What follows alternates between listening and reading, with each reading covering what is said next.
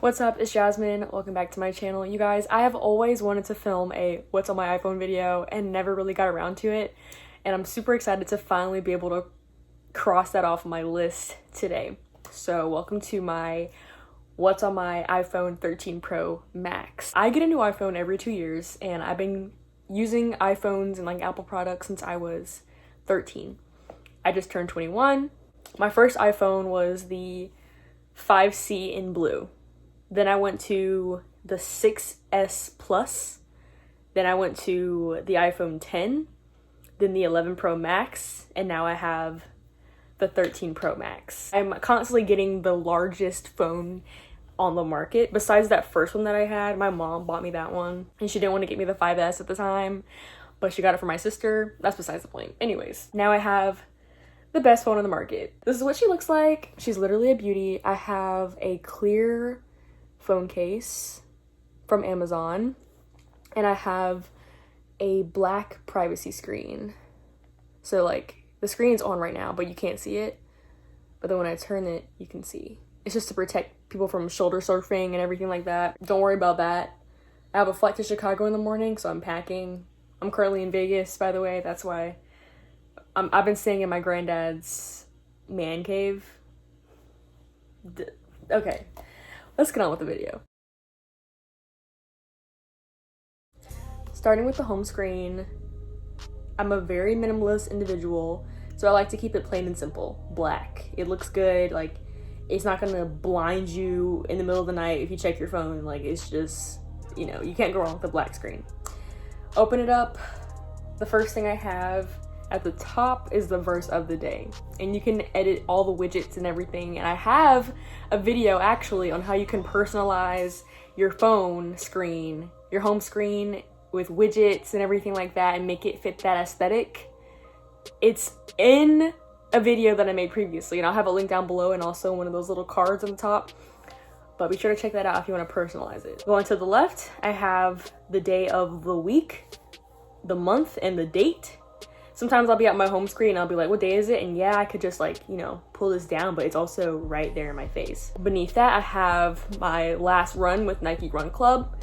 I've actually run 3 times past this, but for some reason it didn't sync. I have all of my apps in folders, okay? The folders are alphabetical, and then the apps inside of the folders are also alphabetical. So, starting with the first folder, bills. So Discover is where I have my, credit card. My AT&T is how I pay my phone bill, and then USAA is how I pay for my phone insurance, and that's also my banking company. Going into entertainment, my little cousins were looking at my phone earlier, and one of them was like, you don't have any games on your phone? So the podcasts, that's really for like road trips. I don't really listen to podcasts, but every now, like once every 4 months, I might want to listen to one. SoundCloud is like an unofficial music app, but a lot of TikTok edits go on there, and sometimes like the edit sounds really good and I want to hear it, and that's the only way I can get it. And then of course YouTube, that's essential. Going into health, I got my fitness that my Apple Watch tracks health for obvious reasons. Nike Run Club, that's how I track my runs. And I have Rock and Roll, which is the marathon running series that I've been training for. Up next we have creativity, camera. Canva is what I use to make my YouTube thumbnails, my YouTube header. iMovie is what I edit with on my phone. Lightroom is how I edit pictures for my Instagram. Pinterest. If you guys don't know what Pinterest is, it's like your aesthetic. As you can see, I got a lot of New York City everywhere. Motivation, outfits, couple of tattoo ideas. Think it, want it, get it. That's really what's on mine. I love Pinterest. Photos. YouTube Studio is another like extension from YouTube, but just for creators. And then YouTube Tracker tracks how far you are from getting paid or like a certain goal you might have. Productivity. I have the Bible app for obvious reasons. Clock, calendar. These actually should be in okay, I guess that's fine. Google Drive, because sometimes I'll be editing documents on the go. Mail, notes, My Notes app is just for any like quick thoughts or like video ideas that I have. Office, because we use a lot of Microsoft software for some reason at my school. I wish we would just upgrade to Google. Reminders speaks for itself. Voice memos whenever I need that. Again, docs, numbers, pages, sheets, and slides are just Google or Apple software programs that I can use on the go. Quizlets to study and Socratic is like for homework help. If you use that stuff, like please, Socratic is the best.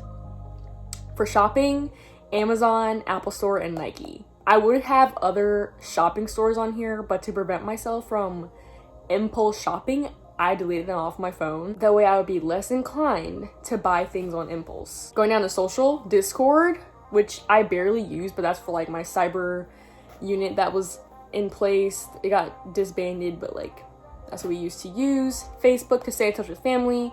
FaceTime is just like video chat.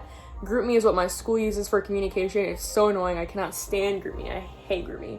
Instagram, Twitter, and TikTok, all social media platforms. For travel, I do a lot of that. Maps is what I use as a GPS. United Airlines is what I use to fly with. I'll be using it tomorrow, and like you can check in and everything. Ubers whenever I'm out of town, don't have a car. I mostly used this when I was in Puerto Rico back in July. Weather app, of course, to check the weather before I get there, or like when it's raining, I want to know how long it's gonna rain for, like that's obvious. And the Yelp app is for reviews of places that I want to try whenever I'm in a different city. And then over here I have the Gmail app, which I actually need to move into the productivity folder. And then because it starts with a G, it actually needs to go. Wait, this is not even in order. Oh my gosh, hold on. At the bottom, calls, Safari, text messages, and music. Those are just like my easy access go-to. Probably my most used apps. And then as you swipe over, these are the other apps that I have that I don't need on my home screen. You can always remove apps from the home screen and put them in like the app library, which I really like. Yeah, this is probably the most boring what's on my iPhone anyone's ever seen, but it gets the job done and I'm satisfied. I wanted to film this video so bad and it literally isn't anything exciting. For those of you that stayed, I really appreciate it. Anyways, thank you guys so much for coming along. Don't forget to like and subscribe for more content.